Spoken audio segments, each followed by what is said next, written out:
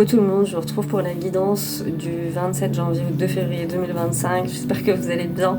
Je suis vivante, de toute évidence. Waouh, quelle expérience. Pour ceux qui n'auraient pas suivi, j'ai eu la grippe. Mon fils et moi avons eu la grippe.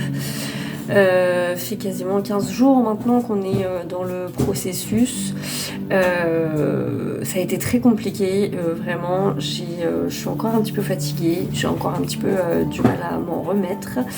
Mais bon, c'est chose faite, le plus dur est derrière moi. Quelle drôle d'expérience. Vraiment quasiment chamanique, je vais pas mentir.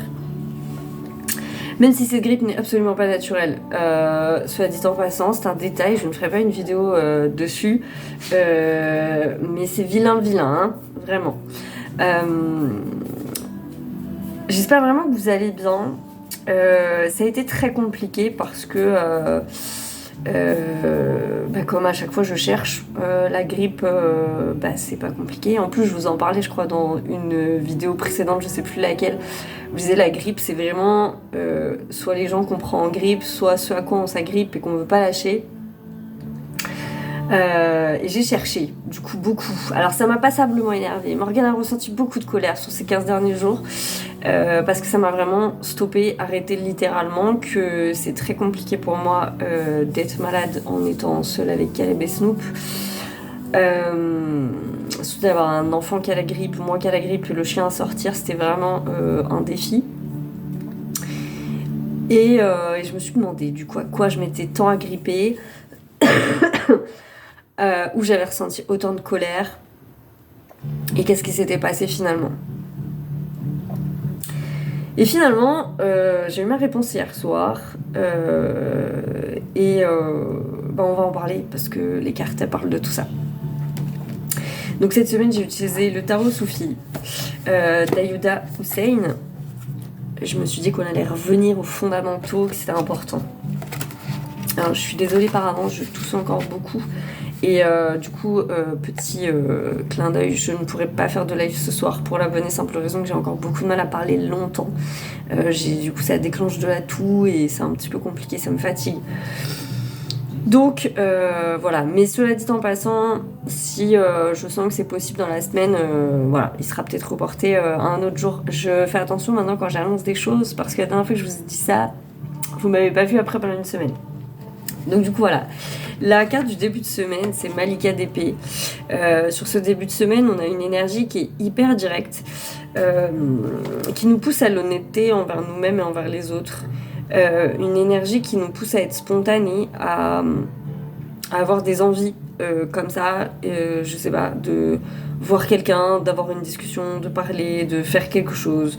On est vraiment porté par une énergie comme ça, une énergie de franchise, une énergie qui vient presque nous dire j'en ai marre, j'ai plus envie de perdre mon temps.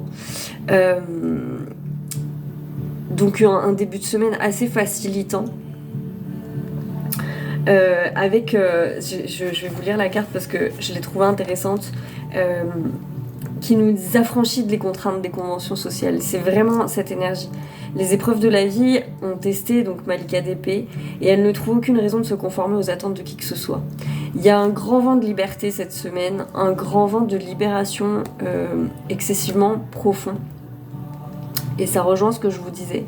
Je me suis demandé, j'ai cherché vraiment ce à quoi je m'agrippais, ce qui était compliqué, parce que ça m'a vraiment stoppé dans tellement de choses, et de manière violente en plus, vraiment, parce que ça m'a cloué au lit. Et en fait, je me suis rendu compte, enfin mes guides m'ont très sagement expliqué plutôt, qu'en fait...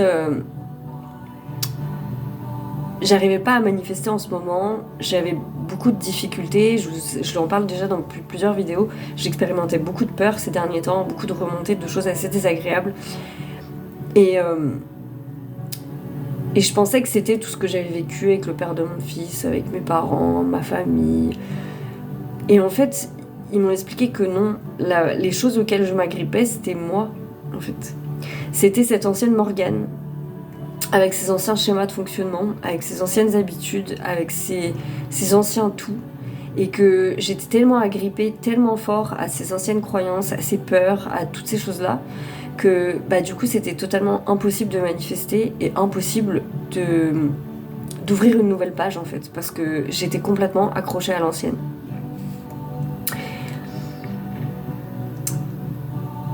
Et c'est vraiment de ça dont il s'agit. On est sur la semaine du Nouvel An chinois, avec ce serpent de bois qui commence. Et ça va parler à certaines d'entre vous, mais c'est vraiment cette mue, quoi. Ils m'ont vraiment montré à quel point il fallait que je décide complètement de laisser partir une part de moi que je n'arrivais pas à lâcher, absolument pas à lâcher.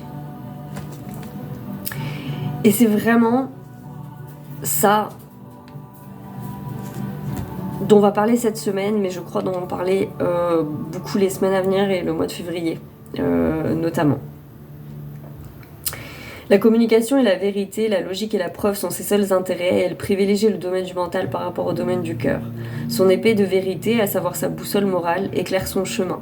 Elle a vécu ce que Rumi décrit comme de la cuisine spirituelle. Elle a été brûlée, dissoute et transformée en quelque chose de nouveau, comme des pois chiches secs et durs qu'il faut faire bouillir avant de pouvoir les consommer. Elle a traversé le feu et en est sortie forte, sage et consciente d'elle-même. Lorsque cette carte apparaît dans votre tirage, elle indique une pratique spirituelle des soufis dans laquelle ils cultivent l'indépendance et l'indifférence destinées à élever leur cœur. L'indifférence ici n'est pas un manque de compassion, mais plutôt la capacité de s'élever au-dessus des émotions difficiles. Agitation, irritation, colère.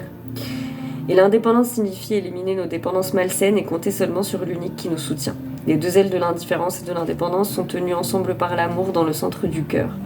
Comment vous reliez-vous à cette pratique ? C'est peut-être quelque chose dont vous avez besoin dans votre vie.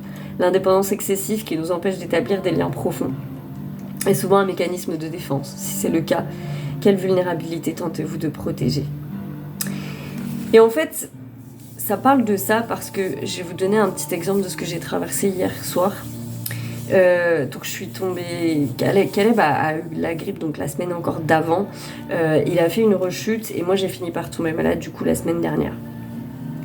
Et mercredi, je me rends compte que je suis beaucoup trop malade. Entre-temps, j'avais pris rendez-vous chez le médecin pour Caleb. C'était le jeudi matin.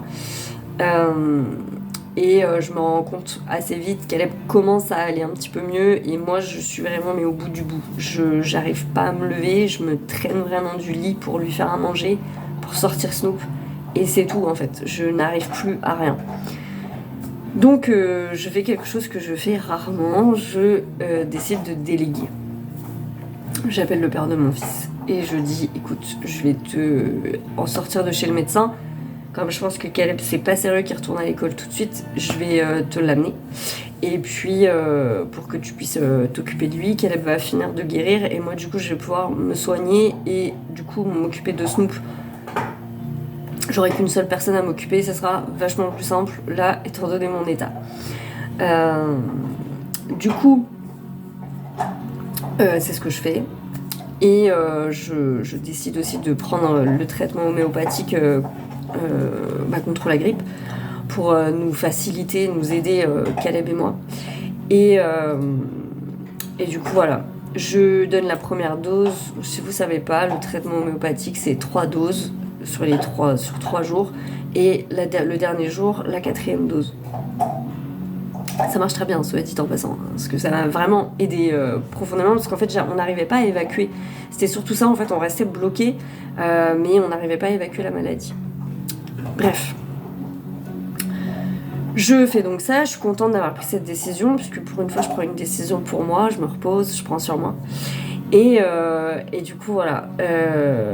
Caleb, au demeurant, était très content de voir son père, ce qui est logique. Et puis, je récupère du coup Caleb hier.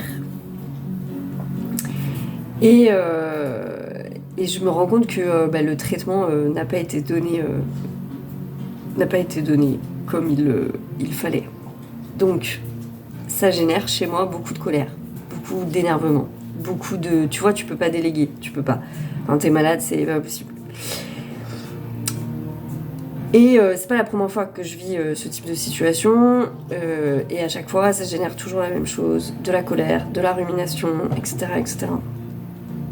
Et ça fait déjà plusieurs semaines que j'essaie vraiment de sortir de ce cycle parce que c'est un cycle infernal qui ne peut pas durer, qui du coup me rend malade, forcément, et qui génère cette rumination que je ne supporte plus, vraiment parce que en fait, face à une situation où on prend des décisions, parfois même on s'impose sur un point de vue, sur des choses comme ça. Le problème, c'est que c'est pas tant l'énergie de colère qui va poser problème finalement dans la situation, c'est l'énergie de rumination dans laquelle on va rester après derrière et qui va, elle, générer tout un tas de choses auxquelles on s'accroche et auxquelles on s'agrippe. Et on est tous très différents à ce niveau-là. Il y a des gens qui ruminent plus que d'autres. Moi, je crois être une championne de toute catégorie de la rumination, n'est-ce pas ? Où je peux ruminer pendant un certain petit moment mes émotions négatives. Voilà. Sauf qu'on finit toujours par se rendre compte que ça nous fait du mal, que ça nous abîme, que ça ne crée pas de solution, très clairement. Ça n'amène pas de paix dans les situations et ça ne nous amène pas de paix non plus. Et dans le pire des cas, ça amène de la maladie, n'est-ce pas ? Donc, je revis cette situation hier et j'appelle très fortement la sagesse à l'intérieur de moi pour me dire ok, tu sais, tu connais, tu sais qu'il faut pas que tu t'énerves, que ça sert à rien, que c'est pas important, et que surtout que ça ne changera rien. Sauf que ça vient réveiller chez moi tout un tas de vieux mécanismes, de vieilles habitudes, de vieilles énergies qui remontent notamment à ma maman, que c'est très difficile à ce moment-là, quand je suis prise dans cette situation, de maîtriser le courant et le flux de ce qui se passe. Et puis, ça vient aussi travailler sur un mécanisme qui va être un mécanisme de défense, qui va faire que du coup, je demande jamais de l'aide parce que de toute façon, quand j'en demande, je peux compter sur personne, ou en tout cas, les choses, elles sont compliquées, etc., etc. Et je crois vraiment, la particularité de ce que j'ai expérimenté, c'est vraiment expérimenter un enfermement, mais complet. Vraiment, c'est comme si je me tapais tout ce qui m'enferme et qui m'insupporte dans ma vie, je l'avais en 4K, en permanence, dans mon truc. Et pour ça, je dis, ça a généré énormément d'émotionnel. Et en même temps, je me dis toujours, je trouve ça toujours très flagrant à quel point la maladie, elle nous oblige tellement à nous recentrer sur nous, parce que du tréfonds de ma grippe, j'avais pas l'énergie d'être en colère, j'avais pas l'énergie d'être dans la rumination, j'avais pas l'énergie d'être dans tout ce flot de choses que ces situations, elles nous amènent. On peut pas quand on est malade, on a besoin on a déjà du mal à se lever, mettre un pied devant l'autre, organiser sa pensée, tout devient compliqué. Et du coup, on est obligé d'aller à l'essentiel, d'aller au minimum. C'est aussi à ça qu'elle sert la maladie très souvent. Et puis à nous obliger à nous arrêter, à pas être dans cette course perpétuelle, à se dire il faut que je fasse ça, il faut que je mette des choses en place.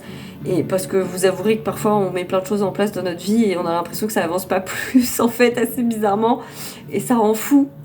Et on est pleinement là-dedans, dans une espèce de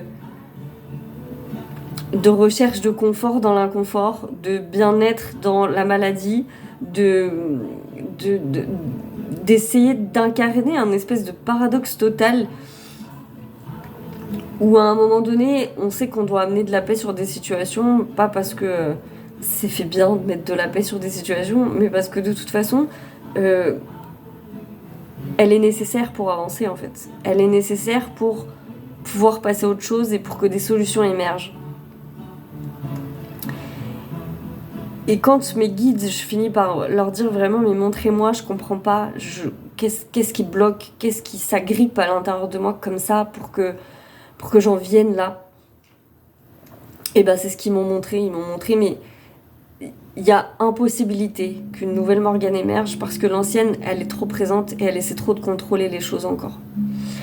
Donc, on a cette mue du serpent avec en ce début de semaine cette énergie où je crois vraiment qu'on peut se laisser aller à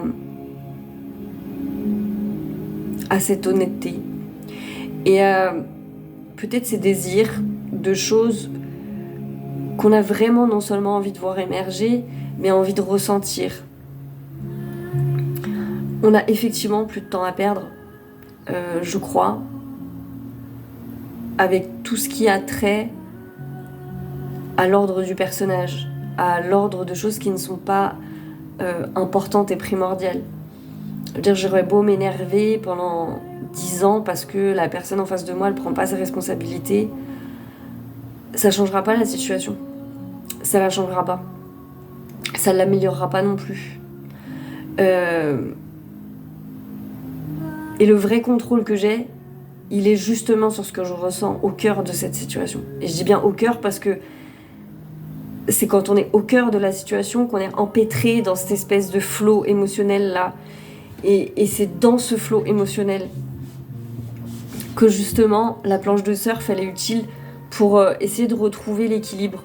Et je crois vraiment que c'est un travail de chaque instant et que c'est peine perdue de se dire, en tout cas pour le moment, que ça va être un état défini et sûr.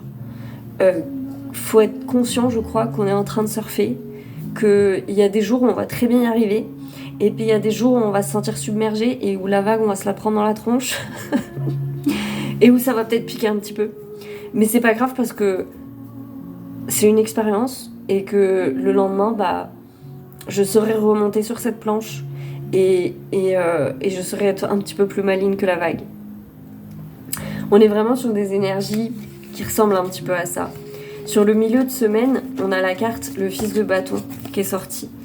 Et là, il y a une notion d'impulsivité. Il y a une notion de lâcher. Ce qui contrarie notre flamme intérieure. Parfois, moi je me le suis souvent dit, très souvent, avoir l'impression que trop souvent que c'est les autres en fait qui empêchent ma flamme intérieure, alors qu'en fait c'est pas les autres qui empêchent ma flamme intérieure, c'est le pouvoir que je donne aux gens au cœur de ces situations. Quand quelqu'un vous met en colère, c'est lui qui a du pouvoir sur vous, quoi qu'il arrive. Et on peut avoir peur, je crois, de se brûler avec notre flamme intérieure. Faut comprendre que pour certains d'entre nous, les mécanismes d'intériorité, ils ont été tellement forts et tellement puissants. Et je crois qu'on est vraiment sur de l'ordre à la fois du transgénérationnel et du karmique, hein, dans ce qu'on est en train de vivre et d'évoluer. Moi, cette grippe, vraiment, j'ai vraiment eu l'impression d'une restructuration complète de toutes mes cellules. Je veux dire, vraiment. Donc, il y avait une purge très importante à faire, de toute évidence, de ces anciennes programmations. Et je vous l'ai dit à plusieurs reprises, mais je l'ai réentendu, donc je suis obligée de le répéter. Mais c'est pas le tout de se dire qu'on est des dieux et des déesses, qu'on a tout le pouvoir sur les choses parce qu'on est créateur, blabla. Tout ça, c'est des mots, et c'est vrai, ils sont vrais ces mots. Et puis après, il y a l'incarnation. Et puis après, il y a la rencontre avec les autres. Et puis après, il y a incarner ce pouvoir personnel dans la matière.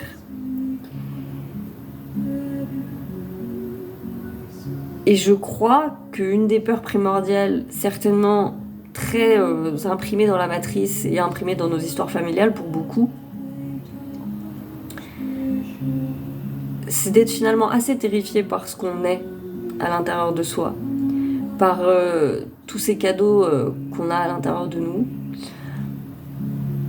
par ce truc de se dire mais finalement je suis qui sans toutes mes blessures, je suis qui quand je me raconte pas l'histoire du personnage de la Morgane, responsable de famille très jeune, qui a vécu dans une famille dysfonctionnelle avec beaucoup de violence. Qui sait quand je suis plus cette personne-là, ou quand je deviens plus que cette personne-là, qui je suis véritablement, en fait. Et il y a un shift où, je vais pas vous mentir, j'expérimente beaucoup la perdition. J'ai l'impression, je vais mieux physiquement, mais j'ai l'impression qu'on a fait un reset dans mon cerveau. Et c'est un peu compliqué parce que je me dis waouh, alors attends, parce que j'avais l'impression que j'étais en train de faire un puzzle et là c'est comme s'il y avait quelqu'un qui avait soufflé sur toutes les pièces, donc je ne sais plus où j'en suis. Et en même temps, il est fondamental ce temps parce qu'il permet vraiment de remettre les choses dans l'ordre et de remettre les pendules à l'heure d'une certaine façon. Donc le fils de bâton est un esprit libre, énergique et rebelle et qui a tendance à sauter sans réfléchir. Véritable représentant de l'énergie dynamique du feu, il est intense, audacieux et passionné. Sur cette carte, nous le voyons galoper et s'approcher de plus en plus du cœur de la flamme. Tout comme le papillon de nuit devant lui. Sera-t-il lui aussi brûlé ? Alors que la métaphore du papillon et de la flamme pour les soufis a longtemps représenté l'attraction et l'union à la flamme divine, sur cette illustration, elle suggère une impétuosité. Dans son comportement de recherche de sensations fortes, il ne semble pas remarquer où il va, se mettant lui-même et ceux qui l'entourent en danger. Est-ce que cela vous interpelle ? Est-ce que quelqu'un dans votre vie, un rôle que vous jouez ou un message ? Lorsque cette carte apparaît dans votre vie, considérez ces lignes de Hazrat Inayat Khan. Le papillon de nuit, je t'ai donné ma vie. La flamme, je t'ai permis de m'embrasser. Faites-vous un choix conscient en vous approchant de la flamme ou est-ce une conséquence de votre comportement ? Les soufis parlent de l'importance de réfléchir et d'être conscient des conséquences de nos actions. Est-ce contraire au courage et à l'aventure ? À quand remonte la dernière fois que vous avez agi en suivant une impulsion pure ? Comment cela vous a-t-il affecté ? Et il y a vraiment une notion d'équilibre sur le milieu de semaine là-dessus, avec cette notion la notion de sagesse est très très forte cette semaine. D'une sagesse vraiment ancienne, qui justement nous permet de nous élever sur les situations pour s'approcher au plus juste de la réponse parfaite.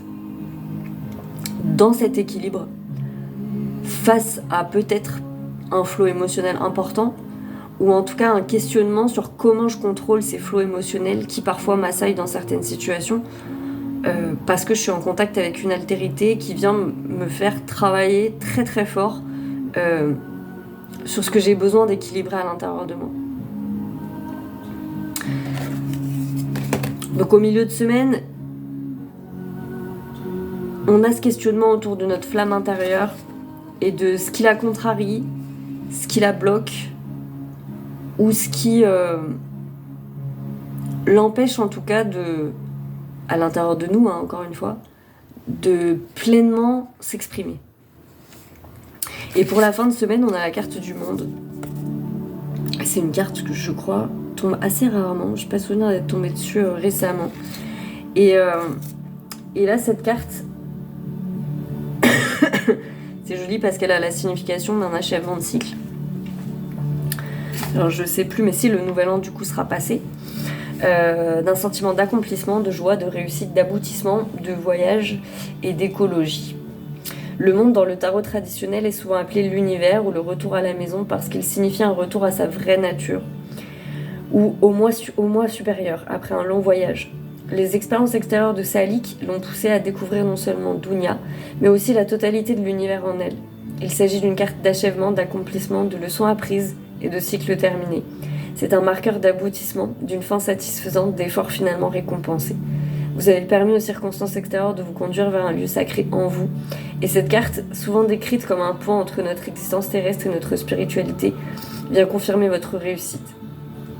Encadrée par les symboles de la terre, de l'eau, du feu et de l'air, les éléments qui composent nos corps et l'univers, l'illustration montre un équilibre et une régénération du moi. Une jeune femme se balance au-dessus des montagnes et des vallées qu'elle a surmontées. Elle avance dans le monde et simultanément dans le sanctuaire intérieur de son cœur. Lorsque cette carte apparaît dans votre tirage, sachez qu'il est temps de vous honorer et d'applaudir vos réalisations tant intérieures qu'extérieures. Vous seul connaissez votre trajectoire et les épreuves que vous avez endurées.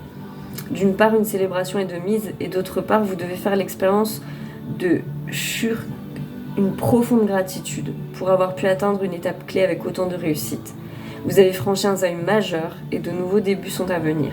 Rappelez-vous que tous les voyages et objectifs ne sont pas quantifiables de l'extérieur. Donc cette carte, elle parle à la fois de fin de cycle, elle parle d'une validation aussi, je crois, qu'on doit faire justement pour guérir ses blessures, les blessures de ce personnage incarné, qui doit comprendre qu'il est tellement plus que ça dans la matière en fait, pour pouvoir justement se détacher de l'expérience. Parce que... Alors, je pense aussi qu'il y aura un bémol pour tout le monde à faire très fort autour de la maladie cette année. Pour plusieurs raisons. Parce que l'air est vraiment bombardé de merde. Ça fait 6 mois que je me le dis, mais c'est de pire en pire. Que je peux vous garantir que ce que j'ai chopé n'avait absolument... Je peux pas vous l'expliquer scientifiquement, mais je le sais dans mon corps que j'ai été en contact avec quelque chose de chimiquement réalisé. Je sais pas comment vous dire, mais c'était pas un état de maladie naturelle. Que je vous dis ça absolument pas pour vous déclencher de la peur, mais plutôt pour vous dire que l'état de conscience de 2025, il va être excessivement important et exigeant par rapport à ça, pour être toujours dans un espèce de juste équilibre et de juste conscience, à la fois de ce qui se joue sur tous les plans, et en même temps dans la maîtrise que on peut avoir conscience de plein de choses. Vraiment. Donc plein de choses. Être conscient et éveillé sur plein de choses, et pour autant avoir beaucoup de difficultés à incarner les choses dans la matière, parce que l'expérience humaine est compliquée, et que ces flots émotionnels, ils sont parfois compliqués à gérer. Encore une fois, on est tous très différents là-dessus. Moi, c'est l'expérience que j'en fais, donc forcément, c'est ce que je vous partage. Mais bien que ça soit exigeant,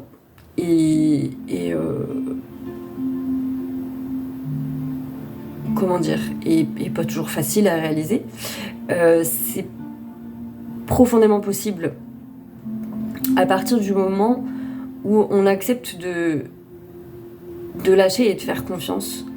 Et c'est vraiment ce que mes guides m'ont transmis comme message, cette espèce de notion de... On se rend pas toujours compte à quel point on est accroché aux anciennes histoires, à ce par quoi, on s'est toujours défini, en fait, très concrètement. Et il s'agit vraiment de ça, de pouvoir laisser partir profondément. Je pense qu'on peut profiter de ce nouvel an là chinois pour faire ça, et laisser partir les parts de souffrance intérieure qui se sont toujours tellement justifiées en soi, finalement, dans nos vies, qui nous ont toujours tellement définis. Je pense à la place qu'on a eue dans notre famille, le rapport qu'on a avec nos parents, le rapport qu'on peut avoir dans nos relations amoureuses, les croyances qu'on a sur notre relation amoureuse, sur nos relations amoureuses, sur l'amour de manière générale. Il y a besoin d'un reset en fait, il y a besoin d'un nettoyage profond. Et le début de ça, c'est l'acceptation de laisser partir complètement quelque chose. Voilà, je crois que c'est l'enseignement que j'ai tiré de cette grippe. La carte, pardon, quand je vous dis que j'ai du mal à récupérer, je me sens vraiment un peu encore à côté de mes pompes. Pour la thématique de la semaine, j'ai utilisé l'oracle de Kuan Yin, et la carte qui est tombée, c'est la mer au lotus turquoise, qui tombe aussi très rarement. Et là, cette carte, elle vient justement nous dire ça. La mer au lotus turquoise vous offre des soins précieux en ce moment même. Permettez-lui de vous sortir de vos problèmes, ami très cher. Un ancien schéma est en train de mourir, quelque chose de très lourd venant de votre passé. Pour moi, ça a été ça. Je crois qu'en fait, je me suis toujours perçue par mes limitations. Alors forcément, quand on me dit là que je suis un être divin incarné au pouvoir créateur illimité, il y a l'espèce de Big Bang qui se crée, je pense, à l'intérieur, et qui fait waouh, mais attends, je peux pas lâcher, genre Morgane et toutes ses limitations pour atteindre Morgane au pouvoir illimité. Comment je fais là? J'ai l'impression de faire un grand écart, vous voyez, c'est trop compliqué. Enfin, c'est pas compliqué d'ailleurs, la croyance c'est que c'est trop compliqué. Un ancien chemin est en train de mourir, quelque chose de très lourd venant de votre passé. Cela peut sembler une période des plus difficiles pour le laisser partir, alors que cela vous demande encore tellement de temps, d'attention et de concentration. Ne doutez cependant pas que vous avez appris les leçons que cela impliquait, et vous êtes maintenant doté d'une opportunité de recevoir la guérison karmique. Certaines leçons sur notre chemin spirituel tranchent à vif au cœur de notre être, constituant un défi si profond que même si nous avons compris et pratiqué la sagesse, nous continuons à lutter pour nous détacher de leur emprise. Quels que soient nos efforts, nous sentons que nous ne serons jamais capables d'abandonner complètement le problème. Et quels que soient nos progrès, il reste toujours un fil du passé qui nous retient. Nous avons besoin d'un remède spirituel si nous voulons nous libérer vraiment de l'étreinte de cette douleur persistante. La nature compatissante et spirituellement puissante de Ma Kuan Yin, en tant que mère au lotus turquoise, cherche à vous bénir de ses soins karmiques afin de vous extirper de vos problèmes et de pouvoir les laisser derrière vous. Votre âme a appris ce qu'elle devait apprendre de la situation et elle a demandé l'assistance divine pour continuer de progresser sur son chemin sans traîner ce fardeau karmique qui la retarde. Écoutez votre intuition. Voyez si vous avez envie de consulter un thérapeute, d'écouter régulièrement un certain type de musique, de suivre un enseignement ou de méditer à la maison, à une heure déterminée, ou peut-être d'augmenter la fréquence de vos soins. Ce sont des tentatives de la Mère divine pour vous atteindre par des moyens disponibles. Les bienfaits divins de la guérison karmique peuvent affluer depuis les mondes spirituels directement dans votre âme. Mais ils sont souvent plus efficaces quand ils transitent par un canal humain aux vibrations élevées pour aboutir dans votre champ énergétique sur le plan physique. Soyez aussi ouverts que possible pour permettre à la guérison karmique de la mer au lotus turquoise de vous atteindre. Sa nature turquoise purifie et protège votre champ énergétique et son cœur lotus illumine votre propre cœur et lui apporte la paix. La mère divine en elle souhaite vous apporter une plus grande liberté spirituelle. Cet oracle indique également que si vous travaillez avec les cristaux en particulier, la turquoise, continuez car cela fait grandir votre pouvoir et vous aide à guérir, que vous en soyez parfaitement conscient ou non. Et je vais vous donner l'affirmation. Ouais, on va terminer avec ça. Reposez-vous tranquillement et prenez conscience de votre chakra du cœur au centre de votre poitrine. Dites en vous y concentrant: j'ouvre mon cœur pour recevoir les bienfaits de la libération karmique selon la grâce divine de Kuan Yin, la mère au lotus turquoise.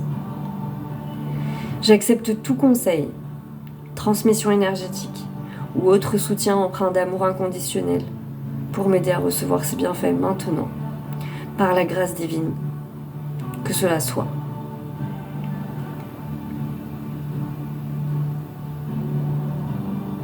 Percevez une lumière, une présence d'énergie de la mer au lotus turquoise, en vous concentrant sur le centre de votre cœur. Voyez la splendide Kuan Yin qui tient un lotus magnifique fait de turquoise. Il survole sa main en tournant sur lui-même, puis commence à tournoyer au-dessus de votre chakra couronne, vous aspergeant d'une douce lumière dorée, aux éclats d'énergie de couleur turquoise.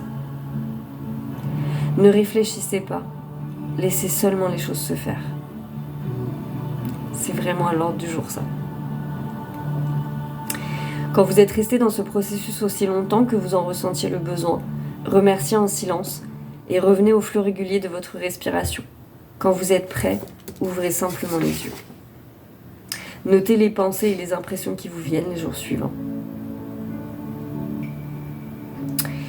Vénérée Kuan Yin, mère au lotus turquoise, j'abandonne aujourd'hui toute fierté inutile.